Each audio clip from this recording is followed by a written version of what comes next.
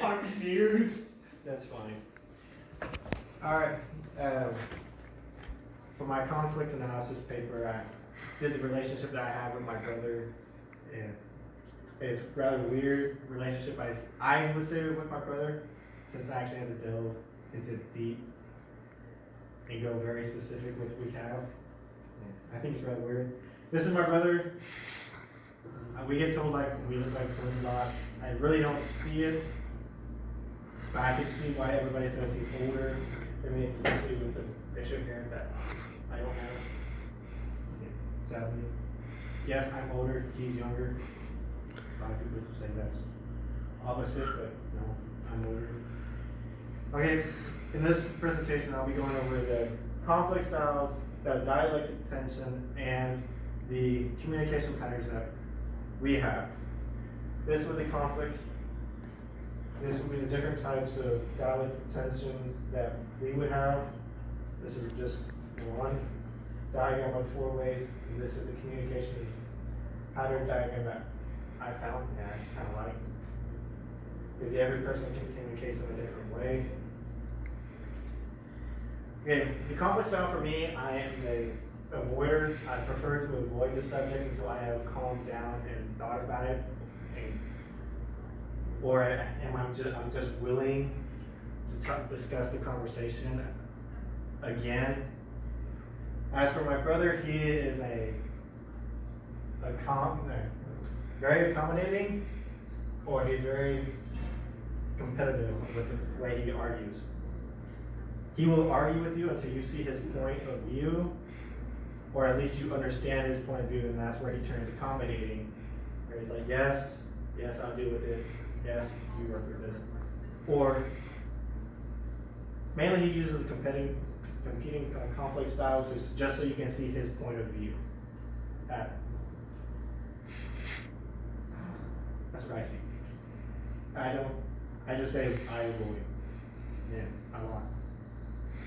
And I still do. Okay, for the dialectic tension, me and my brother, we are connection and autonomy.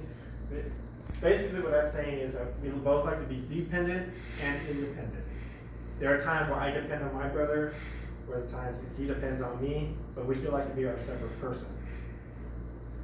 Like an example that happens to be frequently is I have to drive him everywhere. That's where John depends on me, and I would like to be independent and not have to worry about him. But he has to depend on me because how else would he go to school? Which is who my brother is holding the camera right now. And this is 2 other ways that you can be. Everybody can be this. And dialectic tension, we can either be a novelty and concern where something new, or you can be the open and closeness. Me and my brother really don't fit in those 2 where I like to be independent and dependent on each other. Okay, our communication patterns we have. We're very pluralistic. We're pluralistic because we can have a conversation about anything and everything, and we really don't conform to the hierarchy of the family between me and him. We don't really see each other as brothers. From time to time when we argue, it's more about how best friends argue, in my opinion. Some people would say they're just brotherly debate, more of best friends arguing, because he is one of my best friends. The reason why I say we're pluralistic is because there's no taboo subject between me and him. That's where it becomes protective or consensual. Are there subjects that we have that we really don't like talking about? Yes, but we can talk about them. We don't really concern each other with taboos, really. It's just brother, let's say a conversation between brothers. Laissez-faire is more of a, you can talk about anything and everything, you don't give two hoots about who, if you're talking to an elder or to your younger brother. Me and my brother were raised in a more pluralistic style family where we respect the elders and we take their opinions in a higher stand. So even though me and my brother were only a year apart, I still hold his opinion as good as my parents or even my grandmother.